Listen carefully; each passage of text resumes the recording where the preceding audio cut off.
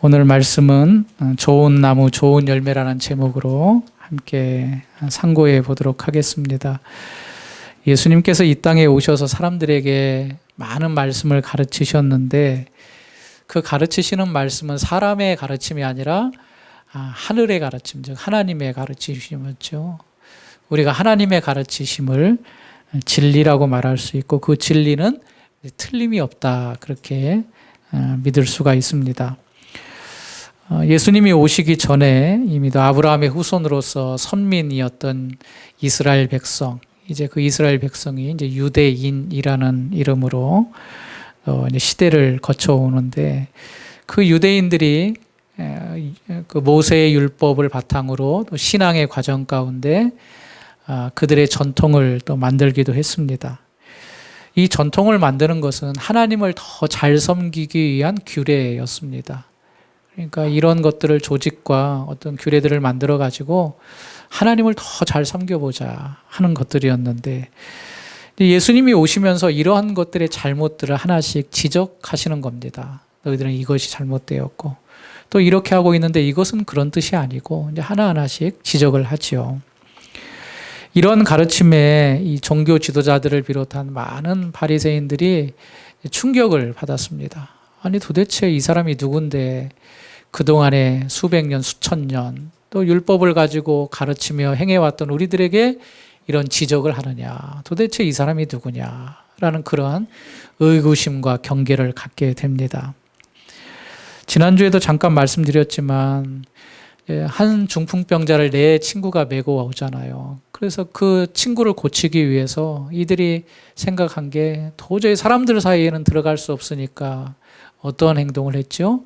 예수님이 계신 그 집에 지붕에 올라가서 그 지붕을 뜯어내기 시작합니다. 그래서 예수님 바로 앞에 이 친구를 매달아 내립니다.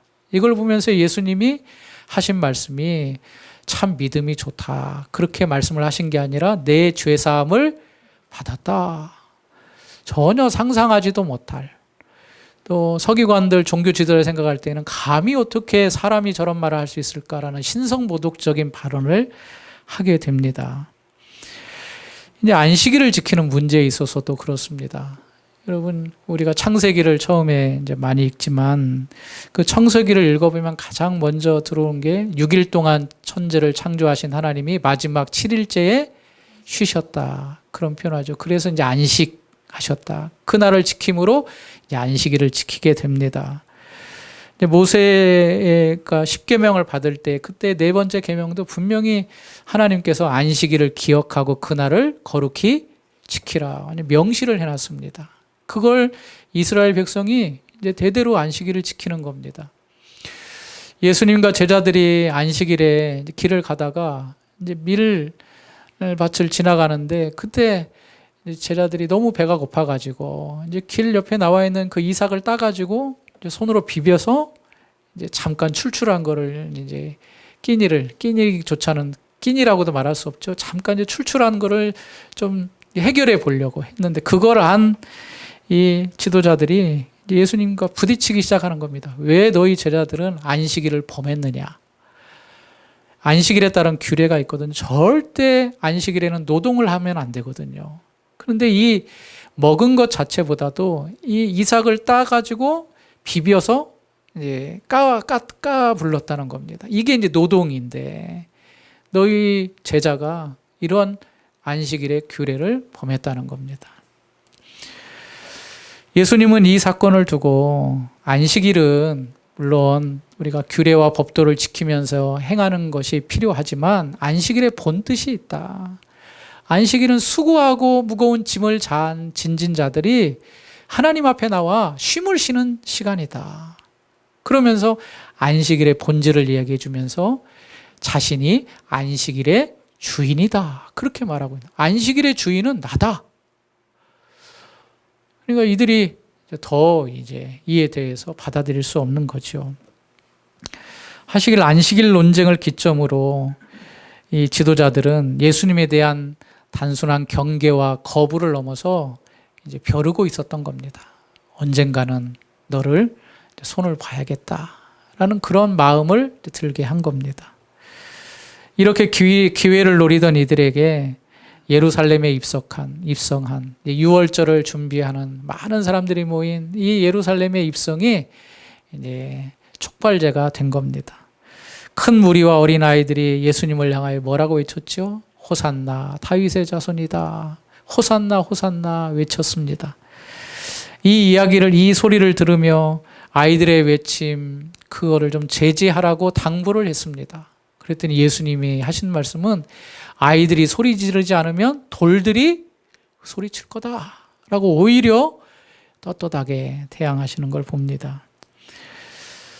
대제사장들과 서기관과 장로들은 물러서지 않습니다. 그러면서 예수님을 향하여 이제 직접적으로 이야기를 합니다. 도대체 너는 어떤 권위를 가지고 이러한 일들을 행하느냐? 도대체 네가 누구길래 이렇게 당당하게 우리 앞에서 말할 수 있느냐라고 이제 본격적으로 대립을 하게 되는 거죠. 그때 예수님께서 한 말씀을 하십니다. 그래, 내가 대답은 하겠는데 너희들이 먼저 나한테 답을 하면 좋겠다. 세례 요한의 세례가 하늘로부터 온 것이냐 아니면 사람에게 온 것이냐, 먼저 나에게 대답을 해라. 그럼 나도 나의 이 권위가 어디로부터 왔는지 너희에게 대답하겠다. 우리가 살펴본 대로 이 세례 요한의 질문을 하신 것은 이미 세례 요한의 세례 가운데 나의 권위와 신분이 답이 있다, 그 말씀을 하신 겁니다. 세례 요한이 이미도 오셔서 내 뒤에 오실 분을 얘기하지 않았느냐. 너희가 세례 요한의 권위가 하늘로부터 왔음을 인정한다면 세례 요한이 말한 그 증거를 믿어야 할 것이고, 그 증거를 믿는다면 내가 하늘로부터 왔는지 땅으로부터 왔는지 그 권위를 너희가 분명히 알게 될 것이다, 그런 말씀을 하고 있습니다. 여러분, 이런 말씀 들어보셨나요? 모든 일은 마음 먹기 달렸다. 모든 일은 그 사람이 마음 먹기에 달려서 마음이 잘 먹고 결단하면 성공할 수도 있고, 또 마음이 그렇게 흐지부지 되면 그 똑같은 일이지만 그 당했을 때에 우리는 좋은 결과를 얻을 수 없다, 뭐 그런 의미로 이런 말 많이 하죠. 그런데 오늘 여기서 부정적으로 볼 때는 이 종교 지도자들이 마음 먹기에 달린 것 같습니다. 예수님이 이렇게 세례 요한의 세례가 어디부터냐라고 말할 정도면 그들이 세례 요한을 인정한다면 좀 마음을 열고 예수가 어떤 분이신지 받아들였을 텐데, 그들의 마음은 그들의 마음 먹기에 달린 대로 예수님을 인정하고 싶지 않았던 겁니다. 딱 마음을 닫고 예수님이 어떤 대답을 하든 간에 나는 너를 인정하지 않겠다라는 생각을 가지고 계속 예수님과 대항하고 있는 겁니다. 이들이 그런 마음을 가졌다는 것을 한 구절에서 알 수 있는데, 우리가 알지 못하겠다, 그런 답을 했습니다. 도대체 세례 요한의 세례가 어디부터냐, 답을 한번 해봐라. 그랬더니 그들이 고민하다가 우리가 알지 못하겠습니다. 그런데 이 말은 겸손의 대답이 아니라 우리의 속마음을 드러내지 않겠습니다 라는 뜻이었다고 저희가 살펴보았죠. 이 말 가운데는 그들의 불신앙이 얼마나 깊숙하게 자리하고 있는가를 보여줍니다. 또 진리를 말해도 진리를 따르지 않겠다는 그런 악한 속셈이 여전히 그들의 마음 가운데 있었습니다. 그러면서 예수님은 한 비유를 하시죠. 두 아들의 비유를 합니다. 큰 아들의 비유와 둘째 아들의 비유를 합니다. 마치 너희 아들은 첫째 아들과 같다. 아버지가 부탁을 했는데 끝까지 하지 않았던, 대답은 하고 하지 않았던 그러한 아들과 같다. 그들의 불신앙, 악한 마음을 이 비유를 통하여서 말씀하시고, 이제 오늘 우리가 읽은 두 번째 비유로 넘어가십니다. 첫 번째 비유를 하신 예수님이 또 다른 비유를 통하여서 그들이 어떤 모습을 갖고 있는지, 오늘 이 비유에서는 그들이 어떠한 결과를 맞이할 것인지를 말씀을 해주고 있습니다. 오늘 본문을 통하여서 우리가 하나님의 뜻을 깨닫고 우리 각자에게 주시는 주님의 음성을 듣는 여러분들이 되시길 바랍니다. 오늘 비유는 한 주인이 있었다, 그렇게 말합니다. 그런데 그 주인이 포도원을 만들었대요. 그래서 울타리를 두르고 또 포도를 따면 즙을 짜야 되는데 즙 짜는 틀을 만들고, 그리고 망대라는 것은 이제 도둑이 오는지 또 동물들이 이 포도원을 해치는지 이렇게 높이 생긴 탑 같은 거잖아요. 원두막 같이. 그곳에 망대를 만들어서 이 포도원을 만들고 그곳을 이제 농부에게 주고 자기는 타국으로 떠났다. 그렇게 시작하고 있습니다. 실제로 이러한 일들이 많이 있었다고 합니다. 이제 밭의 주인이 있고 포도원 주인이 있고 이제 그 밭을 경작하는 농부들을 고용해가지고 농부들이 그 포도원을 잘 경작해서 일부는 주인에게 주고 일부는 자기가 이제 갖는 그런 소작농의 형태가 이 팔레스타인 지역에 있었는데 보통 포도원을 경작하면 포도원을 심고 나무가 자라서 한 4년 정도 걸리면 이제 열매가 있는 그러한 그 주인과 농부의 관계를 설명을 하고 있습니다. 열매가 거둘 때가 가까이 와서 이제 주인의 입장에서 이제 열매를 이제 가져야 되잖아요. 땅을 빌려주고 그 농부에게 허락했으니까. 그런데 이 농부가 이제 거둔 이 열매를 이제 받기 위해서 종들을 보냈다. 그렇게 말하고 있습니다. 그런데 이 종들을 이 농부가 어떻게 하는가? 35절에 그렇게 시작하고 있죠. 농부들이 종들을 잡아 하나는 심히 때리고 하나는 죽이고 하나는 돌로 쳤다. 당연히 주인이 받아야 될 열매를 받기 위해서 종들을 보냈는데 이 농부가 어떤 마음에서인지 주인이 보낸 종들을 막 때리는 겁니다. 치기도 하고 또 어떤 종은 죽이기도 하고 그러니까 굉장히 악한 심성이 그렇게 좋지 않은 농부지요. 이 이야기를 듣고 주인이 한 번 더 종들을 보냅니다. 36절 다시 다른 종들을 처음보다 많이 보내니 그들에게도 그렇게 하였는지라.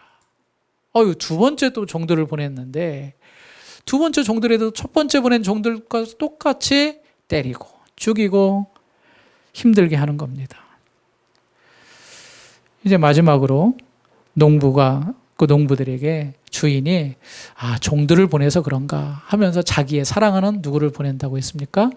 아들을 보냈다. 그렇게 말하고 있습니다. 37절 말씀 같이 읽어보겠습니다. 후에 자기 아들을 보내매 이르되 존대하리라 하였더니 종들을 보냈더니 이 농부가 좀 우습게 여겼나 보다 라고 생각하고 주인의 입장에서는 내 아들을 보내면 그러한 일을 못하겠지 하는 확신을 가지고 아들을 보냈다는 겁니다. 존대하리라.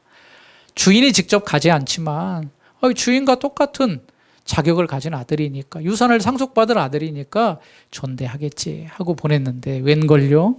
38절 농부들이 이렇게 말합니다. 농부들이 그 아들을 보고 서로 말하되 이는 상속자니 자 죽이고 그의 유산을 차지하자. 이 얼마나 악한 사람들입니까? 종들을 죽인 것도 사실 나쁜 행동인데 그걸 참고 주인이 한 번 더 보냈을 뿐만 아니라 또 세 번째 아들까지 보냈는데 아들을 향하여서 저 주인의 상속자 아들이다. 저 아들까지 죽여버리고 포도원을 우리가 차지하자. 그런 비유를 하십니다. 그리고 39절에 이에 잡아 포도원 밖에 내쫓아 죽였다. 이렇게 말씀하고 있습니다.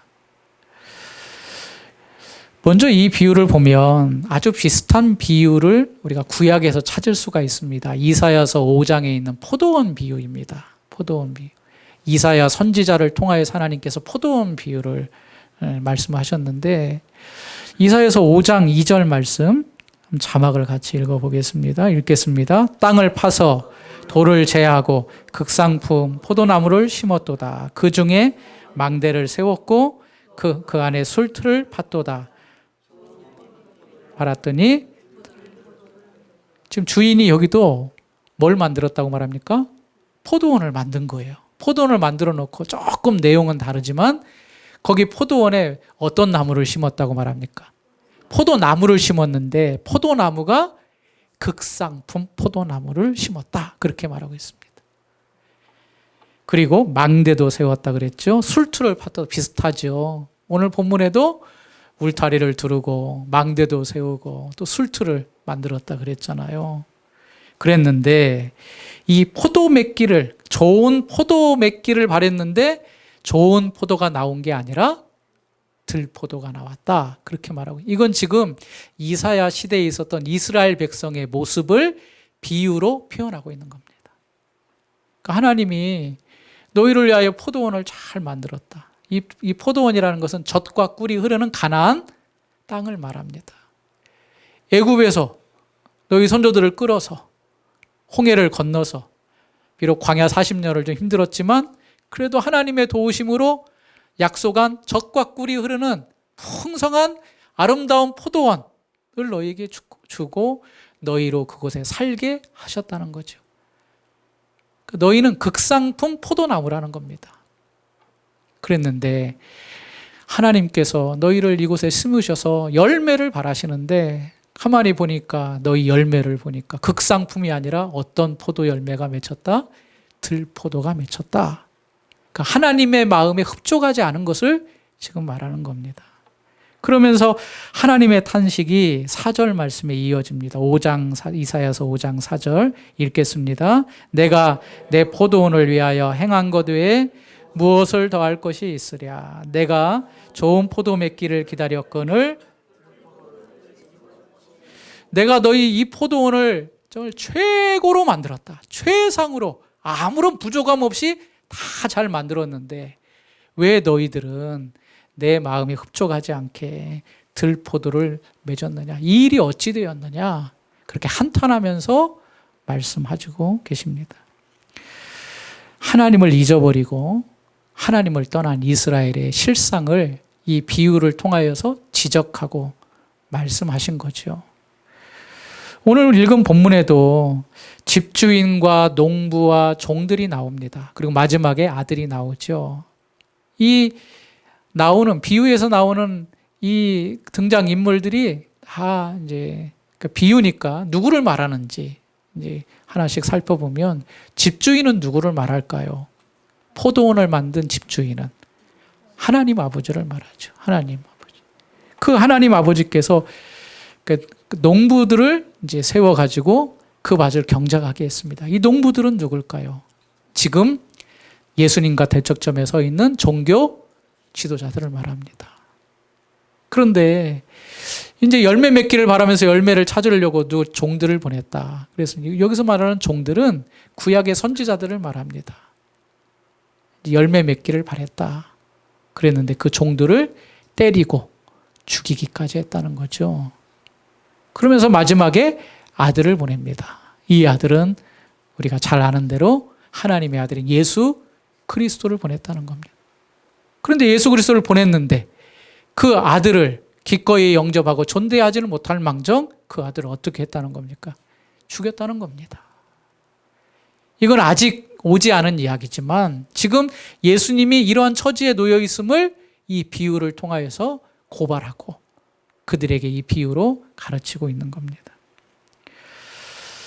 앞에서도 말씀드렸지만 이 종들이 하는 것들은, 종들을 죽이고 때린 이 농부의 행동은 무례한 것을 넘어서 극악한 것입니다.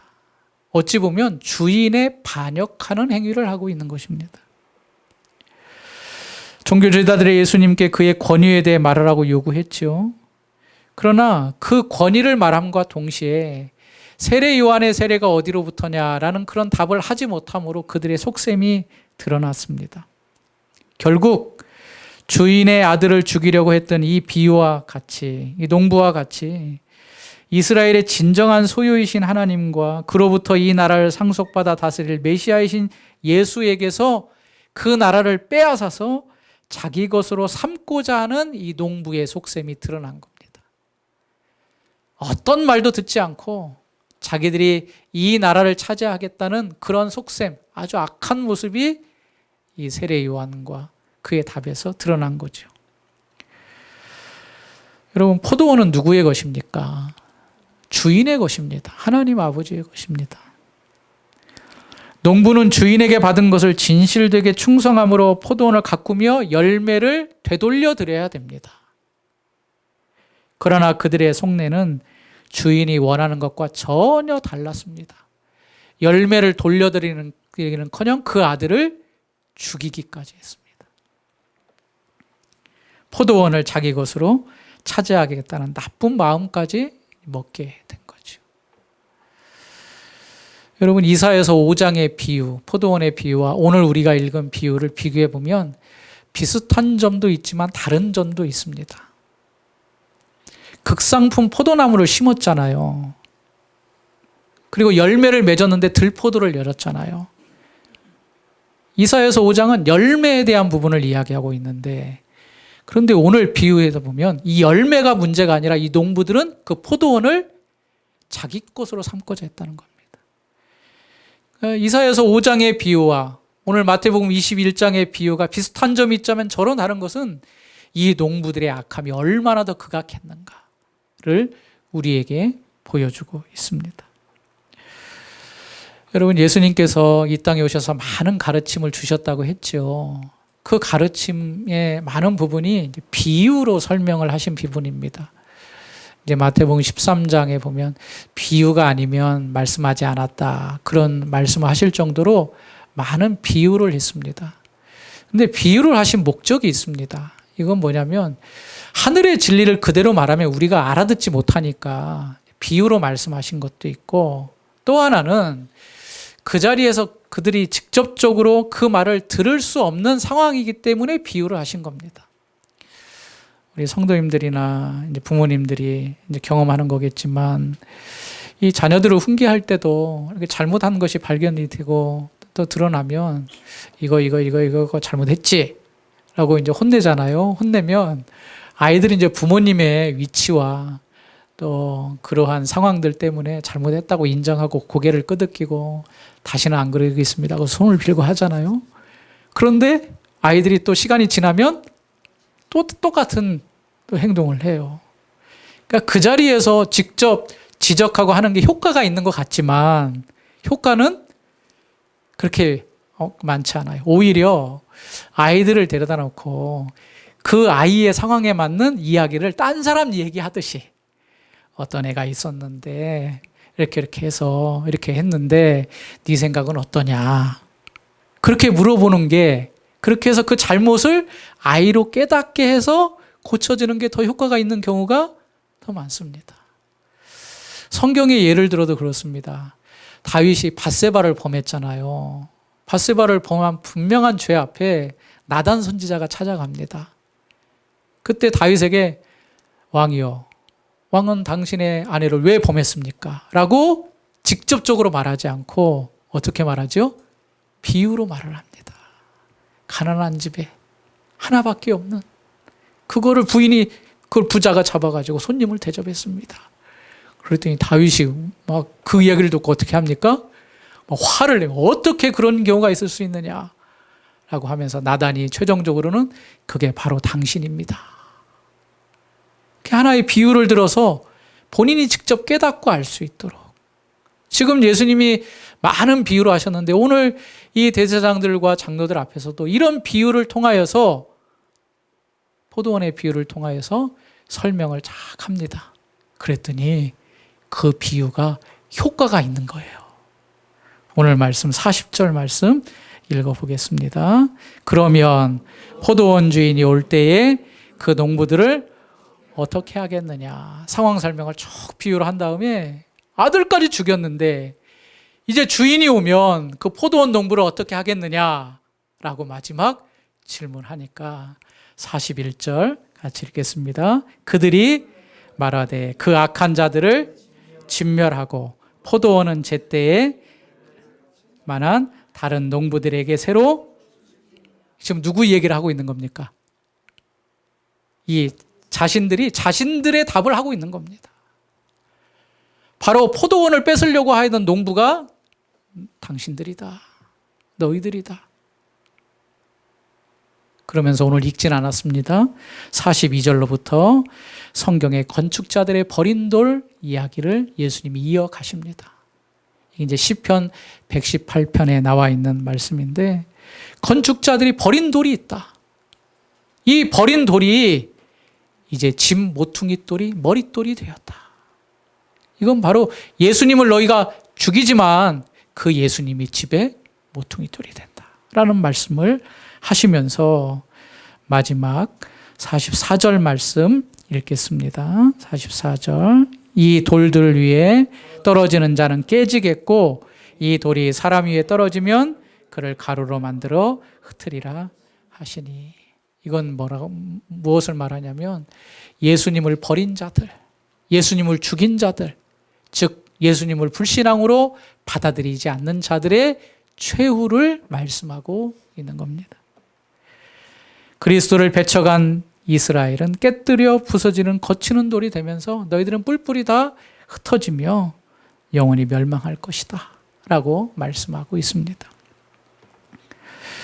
이 비유를 통하여서 우리가 얻는 영적 교훈이 무엇인가 저는 두 가지로 정리하려고 합니다. 첫 번째로는 따라서 해볼까요? 믿음이 없는 자들의 마지막을 기억해야 합니다. 믿음이 없는 자들, 이걸 다른 표현으로는 불신앙을 가진 자들의 마지막을 우리가 기억해야 됩니다. 오늘도 예수님을 잡아 죽이려 했던 사람들이 있잖아요. 결국에는 그들이 예수님을 잡아 죽였습니다. 집주인이 보낸 종들을 죽일 뿐만 아니라 집주인이 마지막으로 보낸 아들을 죽인 이 비유에서와 같이 농부들이 그 아들을 죽였듯이 이들이 예수님을 고발하고 결국에는 십자가에 못 박아 죽인 거죠. 이들의 최후가 어떻게 되는가? 예수님을 받아들이지 못하고 불신앙으로 살며 진리를 거부했던 이들의 어떤 끝이 오는가? 건축자들의 버린 돌이 집 모퉁이의 머릿돌이 되었다라는 말씀은 사실 이 말씀의 배경은 다윗이 사울에게 쫓겨다녔잖아요. 이 쫓겨다니면서 지은 시편입니다. 쫓겨다녔지만 결국에는 누가 왕위에 오릅니까?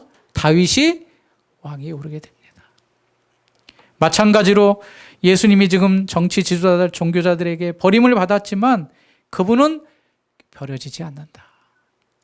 버려진 것 같지만 집 모퉁이의 모퉁이돌, 머릿돌이 되셨다라고 말씀을 하십니다. 바울이 이런 말씀도 하지요. 십자가의 도가 멸망하는 자들에게는 미련하게 보이지만 구원을 받는 우리에게는 하나님의 능력이라. 고린도전서 1장 18절입니다. 십자가의 도가 멸망받는 자들에게는 미련하게 보여요. 그러나 구원을 받는 우리에게는 하나님의 능력인 것처럼 그들이 버린 건축자의 버린 돌이 하찮은 것 같았지만 그러나 그것이 우리를 구원하는 길이 되고 능력이 되었다는 것입니다. 오늘 비유는 불신자들에게 하신 말씀이 아닙니다. 종교 지도자들에게 하신 말씀입니다. 이것이 또 우리를 각성하게 합니다. 우리가 교회에 대해서 배울 때 교회는 보이는 교회가 있고 보이지 않는 교회가 있다. 그렇게 이제 신학적으로 배웁니다. 보이지 않는 교회는 우주적 교회라고 합니다. 전 세계에 흩어져 있는 하나의 교회. 그러나 보이는 교회는 지금 우리가 있는 이런 교회입니다. 지역마다 있는 예배당을 갖춘 교회. 그런데 보이는 교회는 불완전합니다. 불완전해요. 그래서 이곳은 알곡도 있지만 쭉정이도 있어요. 가라지도 있어요. 이제 우리 편의 입장에서는 빨리 그 가라지들, 쭉정이들 그냥 불태워버리면 좋겠는데 예수님이 뭐라고 말씀하시죠? 가만히 놔둬라, 가만히 놔둬라. 마지막 때에, 추수 때에 알곡은 모아서 콧간 안에 들이고 쭉정이는 다 불태워 없애버리겠다. 그러니까 참 교회, 우주적 교회는 진실한 하나님의 택한 백성들이 모이는 교회지만 이 보이는 이 교회 가운데는 알곡도 있지만 가라지도, 축정이도, 나중에 불태워질 그런 이들도 있다는 것을 성경은 분명히 말씀하십니다. 그러면 좀 이제 우리가 두렵지요. 내가 예배 드리고 그래도 헌금도 하는데 내가 천국 못 가? 아이고 이거 어떡해? 나 축정인가? 나 알곡이 돼서 천국 가야 되는데 그런 마음이 자연스럽게 듭니다. 그건 당연한 거죠. 그런데 여러분 걱정하지 마십시오. 이걸 분별하는 것은 너무 쉽습니다. 여기에 앉아있는 이유가 누구 때문에 앉아있는가를 내 스스로 질문하고 답하면 됩니다. 여러분 이곳에 앉아있는 이유가 무엇 때문입니까? 나 때문입니까? 나의 유익을 위해서 내가 어떻게 이득을 취해 보려고 이 자리에 앉아 있다면 쭉정일 가능성이 많습니다. 그런데 내가 주의를 기억하고 예배의 시간을 기억하고 힘들고 어렵지만 이곳에 나와서 예배를 사모하며 기도하며 회개하며 하나님만을 바라본다? 이것은 당연한 우리가 참신앙을 가졌다는 증거이기도 합니다. 하나님과 그분의 은혜와 사랑을 깨닫고 감사하고 주신 믿음 안에서 진리의 말씀 앞에 겸손히 머리 숙여야 한다는 그런 마음으로 여기에 앉아 있다면 여러분은 참신앙을 가졌다고 할 수가 있습니다. 그러니까 우리는 축정이가 아니라는 거죠. 그런데 종교 지도자들은 그렇지 않았다는 겁니다. 겉으로는 예배의 형태를 취하고 제사를 드리며 많은 사람 앞에서 율법을 가르쳤지만 그들의 속마음은 하나님은 존재하지 않고 하나님의 이름은 불렀지만 하나님은 믿지 않았던 사람들입니다. 오히려 그걸 이용해서 자기의 유익을 챙겼던 사람들이죠. 이런 사람들의 최후가 어떻게 됩니까? 돌 위에 다 부서지고 깨뜨려지고 흩어져 버린다는 겁니다. 여러분, 예수님 믿지 않으면 어떻게 되죠? 영원한 멸망입니다. 예수님을 내가 진심으로 따르지 않고 믿지 않으면 멸망입니다. 그것을 우리가 꼭 오늘 이 비유의 말씀을 통하여 깨닫는 여러분들이 되시길 바랍니다. 그럼 믿으면 어떻게 될까요? 믿으면 천국이죠. 영원한 영생과 함께 주님과 함께 사는 복락을 누리게 되는 거죠. 근데 여기 이제 두 번째 의미가 있습니다. 따라서 해보겠습니다. 우리를 부르신 하나님의 뜻을 알아야 합니다. 우리를 하나님의 자녀로 부르셨잖아요. 은혜를 입게 하셨잖아요. 하나님께서 우리를 부르신 하나님의 뜻을 오늘 이 비유를 통하여서 우리가 깨달아야 됩니다. 이사야서 5장의 비유와 포도원 비유와 오늘 비유의 공통점이 있다면 뭐냐면 주인은 우리에게서 열매를 원하신다는 겁니다. 열매를. 이사야서 5장의 비유를 다시 한번 확인해 보면 그곳에 포도원을 만들고 포도나무를 심었는데 포도나무가 어떤 포도나무였다 그랬죠? 극상품 포도나무였다 그랬습니다. 극상품이라는 것은 수종이 가장 좋은 포도나무입니다. 여러분 아시죠? 딸기를 사도 딸기에 가장 단 품종이 있습니다. 설량 맞나요? 다 딸기라고 다 똑같은 게 아니에요. 그 품종이 다 있어요. 사과도 그렇잖아요. 부사도 있고 또 다른 품종들이 다 맛이 다 다릅니다. 어떤 사람은 뭐 식감에 따라서 이걸 좋아하는 분도 있고 이걸 좋아하는 분들이 있는데 하나님께서 포도원을 완벽하게 만드신 다음에 우리에게 극상품 포도나무를 심었습니다. 그러면 그 포도 열매는 어떤 포도 열매가 맺혀야 됩니까? 극상품이 맺혀야 됩니다. 그런데 포도 열매가 어떤 포도 열매가 맺혔습니까? 들포도가 맺혔습니다.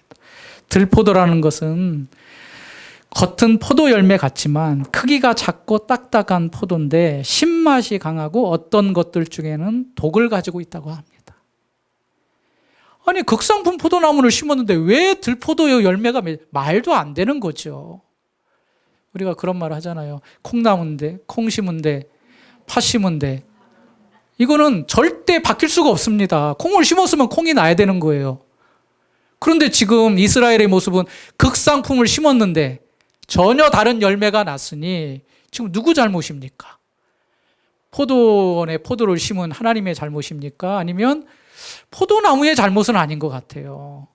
포도나무의 잘못이 아니라 열매를 맺은 그들의 잘못인데 그럼 이제 여기서 이제 좀 이상하죠. 아니 포도나무가 문제가 아니면 그 열매가 맺혀야 되는데 왜 극상품 나무에 들포도가 맺혔을까? 이해가 안 되지요. 그런데 성경은 이렇게 말하고 있습니다. 전도서 7장 29절 말씀 읽겠습니다. 내가 깨달은 것은 오직 이것이라 곧 하나님은 정직하게 지으셨으나 하나님은 우리를 어떻게 지으셨대요? 정직하고 선하게 지으셨대요. 그런데 문제는 누가 있어요? 사람이 꾀를 냈다. 우리가 창세기 내용을 다 알지만 우리는 무지한 자로 지어졌습니다. 하나님의 형상을 따라. 그런데 사람이 꾀를 내어서 유혹을 받아서 하나님께서 원하시는 열매를 맺지 아니하고 그 말씀에 순종하지 않고 불순종의 길로 갔다는 겁니다. 그것이 오늘 말씀에 적용이 되는 거예요. 하나님께서는 극상품 나무를 심어서 극히 좋은 열매, 포도 열매를 맺기를 원하시고 그걸 받기를 받으셨는데 너희들은 선하게 지은 그 길을 버리고 너희들 마음대로 너희들의 꾀대로 행했다는 겁니다. 불순종의 길로 갔다는 겁니다. 그것이 있을 수 있다는 것이고 그것이 너희의 모습이라는 겁니다. 종교 지도자들도 마찬가지입니다. 하나님께서 원하시는 것은 농부가 그 밭을 잘 일구어서 그 열매들을 주인에게 그대로 드리며 주인의 기쁨을 맛보게 하는 것이었는데 너희들은 열매는커녕 그 밭을 누구 밭으로? 자기들의 소유로 삼으려고 하는. 하나님의 뜻은 안중에도 없고 그 나라와 민족과 그 위치를 자기를 위해 지키고자 하는 그런 악한 모습을 드러냈다는 겁니다. 우리는 어떨까요? 여러분, 우리를 하나님의 자녀로 부르셨습니다. 그럼 우리가 해야 될 일은 뭡니까? 극상품, 포도나무가 극상품의 열매를 맺어야 되고 농부들이 열매를 맺은 걸 주인에게 드렸듯이 우리도 하나님이 나를 하나님의 자녀로 삼았다면 그에 합당한 열매를 맺는 것이 당연하죠. 내가 하나님의 자녀로 부르심을 받고 예배하고 하나님의 뜻을 이루어 간다면 그 열매를 자연스럽게 하나님께 드리며 하나님을 기쁘시게 하는 존재로 살아가야 된다는 겁니다. 신약 성경에는 이 열매에 대한 말씀들이 많이 나옵니다. 이제 너희는 어둠의 자녀가 아니다. 빛의 열매를 맺어야 된다. 에베소서 5장 8절 말씀 보시겠습니다. 너희가 전에는 어둠이더니 이제는 주 안에서 빛이라. 빛의 자녀들처럼 행하라. 9절 같이 읽겠습니다. 빛의 열매는 모든 의로움과 계속이요 주를 기쁘시게 할 것이 무엇인가 시험하여 보라. 너희는 열매 없는 어둠의 일에 참여하지 말고 도리어 책망하라. 너희는 이제 하나님이 부르신 하나님의 자녀야. 극상품의 포도나무를 열매해야 될 그런 나무야. 이제 너희는 빛의 자녀들처럼 빛의 열매를 맺어야 되는 것이 마땅하다. 왜 예전의 길로 돌아가고 빛의 열매가 아닌 어둠의 일에 참여하느냐? 여기 주께서 기쁘시게 할 것이 무엇인가 시험하여 보라. 시험하여라는 말이 조금 이제 어색한데 더 쉬운 표현은 분별하여 보라. 하나님이 기쁘시게 하는 게 뭔지 너희가 분별할 줄 안다. 여러분, 우리가 주님 기쁘시게 하는 게 뭔지 알잖아요. 죄 짓는 거 기뻐하시나요? 안 기뻐하시죠. 예배하는 건요. 기뻐하시죠. 우리가 알아요. 이 일에 우리가 열매를 맺어야 된다는 겁니다. 한 구절 더 읽겠습니다. 베드로후서 1장 8절 같이 읽습니다. 너희로 우리 주 예수 그리스도를 알기에 게으르지 않고 열매 없는 자가 되지 않게 하려니와 그러므로 형제들아 더욱 힘써 부르심과 택하심을 하나님이 우리를 택하시고 부르신 뜻이 있다는 겁니다. 너희를 천국 줄게. 물론 그것이 궁극적인 목표죠. 우리는 그렇게 될 겁니다. 그러나 우리를 부르셔서 이 땅에 살게 하시면서 원하시는 열매가 있다는 겁니다. 빛의 열매, 의와 거룩함으로. 그래서 게으르지 않고 열매 없는 자가 되지 않게 하려니와 말씀하고 있습니다. 사랑하는 성도님, 여러분 좋은 나무입니다.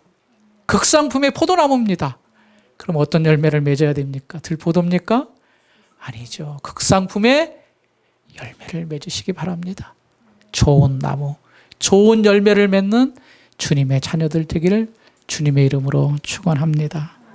이 자리에 계신 성도님들, 내가 하나님의 은혜를 입었음을 분명히 안다면, 믿음을 가지고 믿음이 있다면 빛의 열매로 하나님께 영광 돌리는 삶을 살아가시기 바랍니다.